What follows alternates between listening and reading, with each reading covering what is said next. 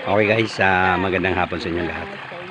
Ayun, nandito po tayo ngayon sa parting Ternate, Cavite.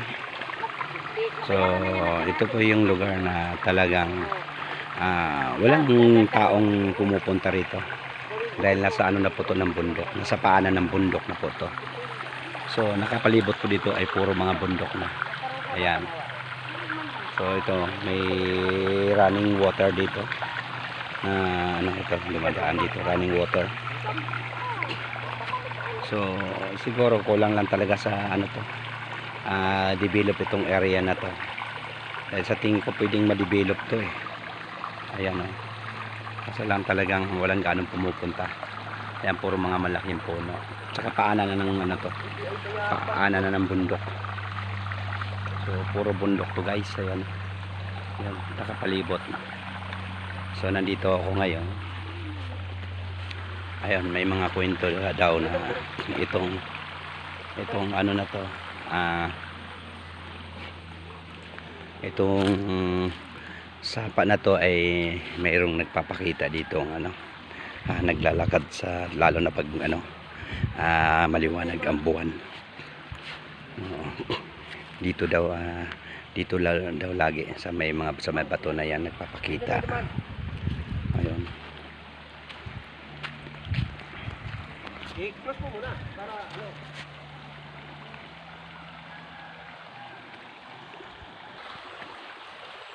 Ayun guys, tingnan nyo. Ito. Ayan. Mahaba tong sapa na to guys. Running water to siya. Yun hanggang doon. Mga puno ng mangga. Ayun guys oh. So wala lang talagang nakaka-discover sa lugar na to. Dahil nga daw ay mayroong ano dito nagpapakita sa pagmaliwanag ang buwan. Sige guys, mamaya itutuloy ko tong ano, tutuloy ko mamaya.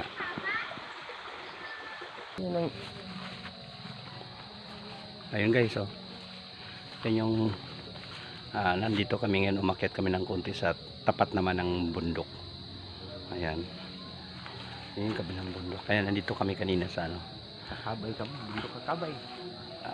Hindi ko muna i-mention sa inyong lugar. Basta parting ano to, Cavite, Ternate, Cavite. Ayan.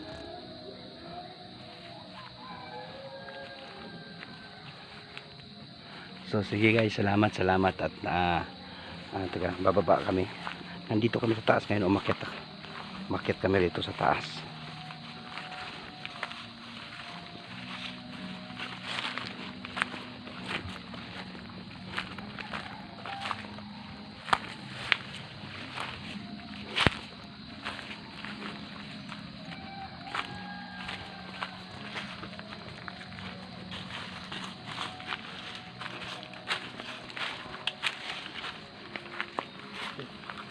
Ay guys, salamat. Bye. Ito guys, alam nyo ba to kung anong kahoy to? Ayan, kilala mo ba yan? Ako hindi ko rin kilala. Okay, sige, bye.